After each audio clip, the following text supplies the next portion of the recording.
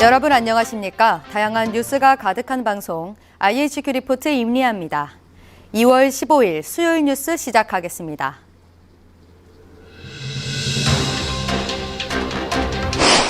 여야가 국가보훈처를 국가보훈부로 격상하고 외교부 산하의 재외동포청을 신설하는 내용의 정부 조직 개편에 부분 합의했습니다. 합의된 개정안은 오는 24일 국회 본회의에서 처리될 예정입니다.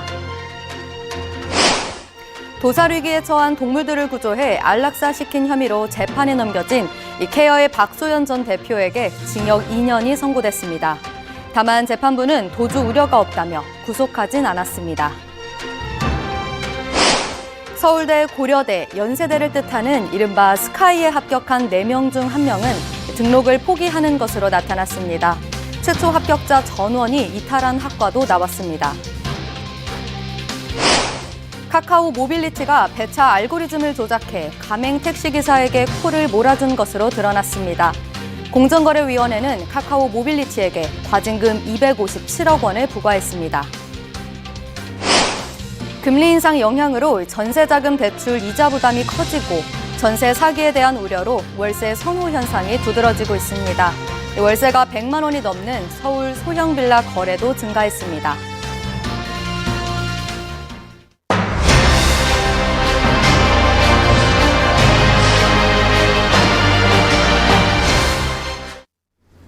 여야가 국가보훈처를 국가보훈부로 격상하고 외교부 산하의 재외동포청을 신설하는 내용의 정부 조직 개편에 부분 합의했습니다. 합의된 개정안은 오는 24일 국회 본회의에서 처리될 예정인데요. 이에 따라 보훈부의 장은 국무위원 자격을 얻게 돼 법률안이나 대통령령을 국무회의에 제출할 권한 등을 갖게 됩니다. 여야는 국가유공자와 보훈 가족에 대한 우대 차원이라고 설명했는데요. 또 외교부 산하에 재외동포청을 신설해 750만 재외동포 지원 업무도 맡기기로 했습니다. 다만 윤석열 대통령 공약이었던 여성가족부 폐지 여부에 대해선 이견을 좁히지 못했는데요. 여가부 폐지에 대해선 추후 별도 논의를 통해 협의해 나가기로 했습니다.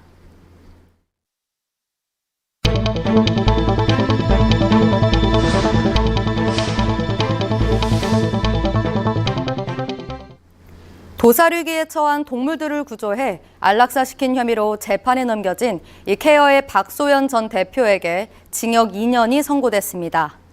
다만 재판부는 도주 우려가 없다며 실형을 선고하면서도 법정에서 구속하진 않았는데요. 박 전 대표는 동물 98마리를 안락사시키고 타인 사육장에서 개 5마리를 가져온 혐의로 2019년 불구속 기소됐습니다. 그는 동물들을 안락사시킨 이유가 보호소 공간 부족과 비용 문제라고 주장했는데요. 이와 관련해 재판부는 목적이 수단을 정당화할 수 없다며 수용 능력을 고려하지 않고 구조에 열중하다가 동물을 사망케 했다고 지적했습니다. 판결 직후 박 전 대표는 즉각 항소하겠다는 뜻을 밝혔는데요. 박 전 대표의 지시로 동물을 안락사시켰지만 이 사실을 내부 고발한 A씨는 공익 신고자로 인정돼 형이 면제됐습니다.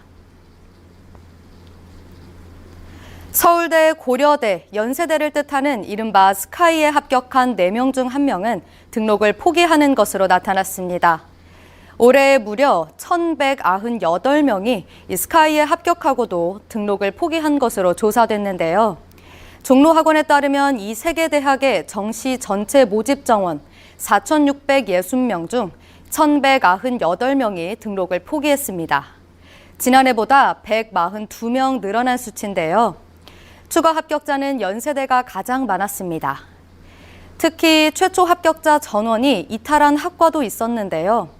연세대 한 학과는 34명 모집에 38명 추가 합격자를 발표했고 또 다른 학과는 10명 모집에 11명 추가 합격자를 발표했습니다. 이와 관련해 종로학원은 정부의 반도체 육성 정책, 삼성전자 등 대기업 연계에도 의대로 이탈하는 걸 막지 못하는 상황이라고 분석했습니다.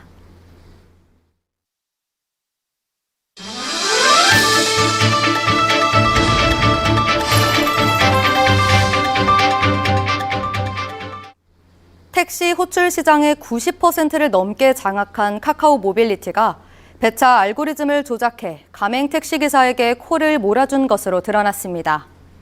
공정거래위원회는 카카오 모빌리티가 4년간 은밀하게 배차 알고리즘을 조작한 것으로 보고 과징금 257억 원을 부과했는데요. 승객 근처에 일반 택시가 있어도 먼 거리에 있는 가맹 택시를 불러주는가 하면 일반 택시에게는 짧은 거리를 가는 승객을 주로 배정한 혐의입니다. 가맹 택시는 매출의 10% 안팎을 카카오에 수수료로 내는 조건으로 가입할 수 있는데요. 원래대로라면 호출비가 최대 3,000원인 블루 서비스를 부른 승객만 우선 배차를 받아야 하지만 카카오가 가맹 택시를 늘리기 위해 무료 호출까지 몰아줬다는 게 공정위 판단입니다. 이에 대해 카카오 모빌리티는 승객 편의를 위한 결정이었다며 행정소송을 내겠다고 밝혔습니다. 금리 인상 영향으로 전세자금 대출 이자 부담이 커지고 전세 사기에 대한 우려로 월세 선호 현상이 두드러지고 있습니다. 월세가 100만 원이 넘는 서울 소형 빌라 거래도 증가하고 있는데요. 2020년 1,027건에서 꾸준히 늘어 지난해에는 3천여 건을 기록했습니다. 반면 지난해 서울 소형 빌라 전세 거래량은 67,541건으로 2021년 대비 7.2% 줄었는데요. 서울 25개 자치구에서 월세 100만 원이 넘는 소형 빌라 거래가 가장 많은 자치구는 강남구로 나타났습니다. 지난해 791건 거래됐는데요.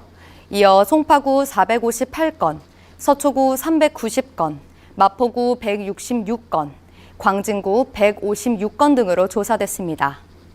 월세가 가장 높은 소형 빌라는 서울 강남구 역삼동에 있는 우리엘 전용 27제곱미터로 지난해 4월 6일 보증금 800만 원에 월세 450만 원으로 계약이 이루어졌습니다.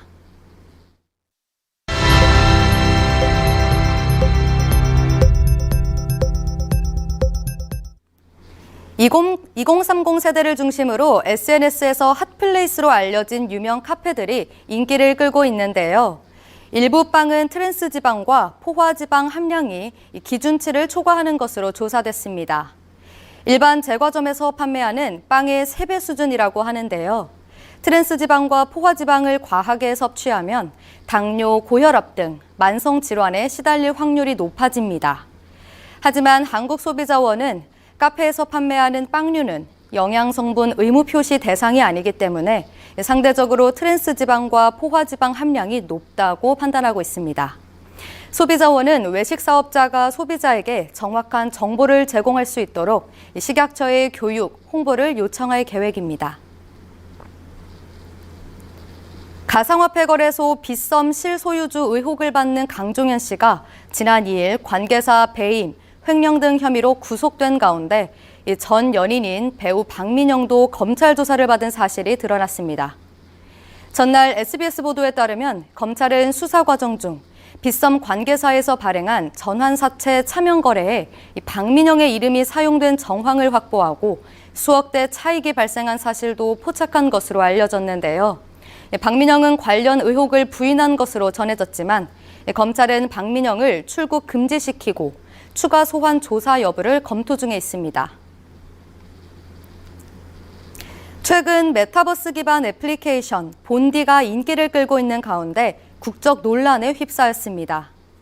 MZ세대를 중심으로 인기를 끌고 있는 본디는 출시 3주 만에 500만 회 이상 다운로드 됐는데요. 싸이월드처럼 아이템을 통해 원룸을 꾸미고 아바타를 고를 수 있습니다. 다만 3D 이미지로 바뀐 게 차별점입니다. 그런데 본디가 중국 앱이라는 주장이 제기되면서 일부 네티즌을 중심으로 탈퇴 운동이 벌어지고 있습니다. 개인정보가 유출될 수 있다는 이유에서인데요. 본디 코리아는 과도한 개인정보 수집은 사실이 아니라며 입장을 밝혔습니다. 이어서 날씨 소식 전해드립니다. 내일은 전국이 흐릴 전망입니다. 대부분 오늘보다 기온이 오르겠지만 강원도는 더 추워질 것 같습니다. 기온은 서울, 청주, 전주가 0도, 춘천 영하 5도, 강릉 영하 3도로 예상됩니다. 오늘 준비된 뉴스는 여기까지입니다. 이상으로 IHQ 리포트 마치겠습니다. 시청해주신 여러분 고맙습니다.